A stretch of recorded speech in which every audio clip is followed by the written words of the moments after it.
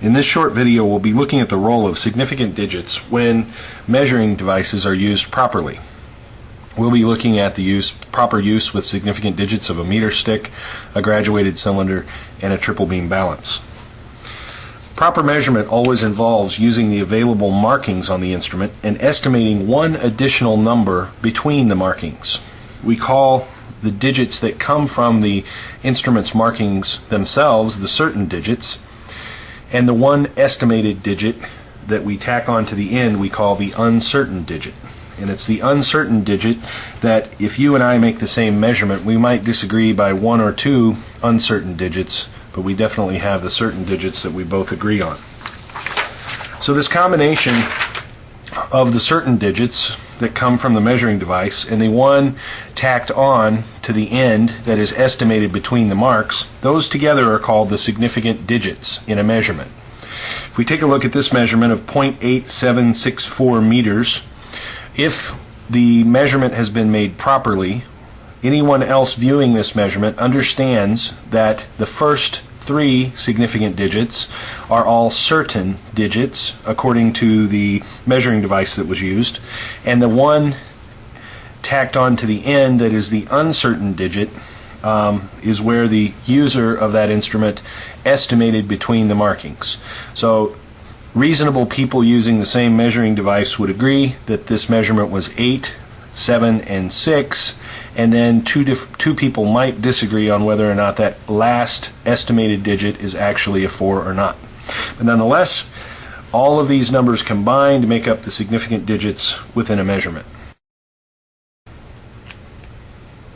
Okay, so here I've drawn a line of an undetermined length, and we're going to use this meter stick that has been marked off in tenths of a meter on the side of the stick. We're going to use this to properly measure the length of this line. And so I'm going to line up the measuring device, and we're going to look at how it compares. Now with this first measurement we're going to make, we can be certain that this line is 1/10 of a meter because the line extends beyond the 1/10 mark. So our certain digit in this case will be 0.1. Now we must estimate between the markings available to us on the instrument. This is where you and I might disagree, with both of us measuring the same length of the line. So I'm looking at, here is the halfway point, and I'm going to estimate that this line extends beyond the 0.1 marking 2/100ths of a meter. So now we've just recorded significant digits in this measurement using proper measuring technique according to the marks that we have available to us on the instrument. If I flip the meter stick over 90 degrees, this side of the meter stick is now marked off to the hundredths of a meter.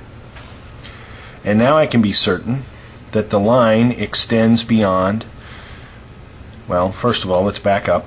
I'm still certain that this line is 0.1 meters at least. And now out to the next place I can be certain that this extends beyond the 0.02 marking. And so we're still certain that this is 0.2. And now I must estimate between the markings. In looking at this now, here's 0.2 and here's 0.3. And once again I'm going to estimate that that is at about 2/10 of the way between those two marks. And so my estimated digit in this case is another 2. So I've just made another measurement with one additional digit of precision. If I flip the meter stick one more time and line it up,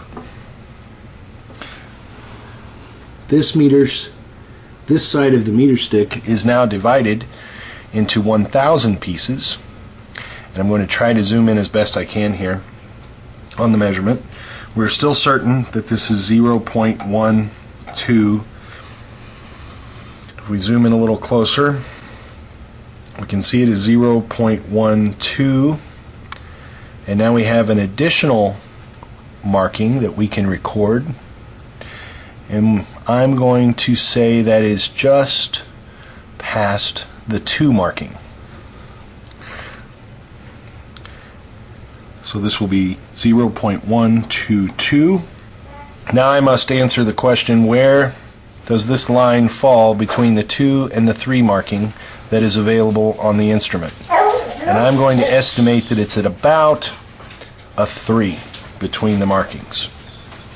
And I'm going to once again increase the precision of my measurement to 0.1223 meters.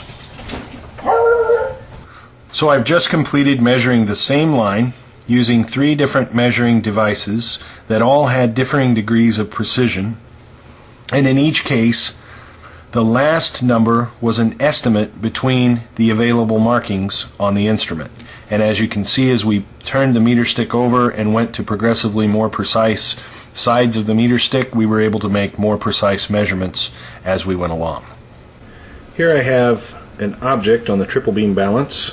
It's a stapler, and I've set the triple beam balance so that the mass of the beams is equal to the mass of the stapler. And you'll notice that I have determined with certainty that this stapler is 100 grams plus 50 grams plus 3 grams, so we're up to 153 grams. Now in looking at the markings on the instrument, I'm certain that it's 153, and I'm certain that it is 153.7. So my measurement for this will be 153.7, and my last digit is estimated as a 3. I've put some water in a graduated cylinder. This graduated cylinder is marked off to 100 milliliters. I'm going to set this down nice and level here, and I'm going to zoom in on where the meniscus is. Now you can see that we are certain to agree that there is at least 60 milliliters in here. There's 65, and there's 67, and the bottom of the meniscus falls right here, just above 67 milliliters. And so we are certain that this is 67 milliliters, and now we have to estimate between the 2 lines, and I place the bottom of the meniscus right about there, making for about 0.3 in between. So I would record this measurement as 67.3 milliliters, with 3 being my uncertain digit on the end. Pictures for school, take 2.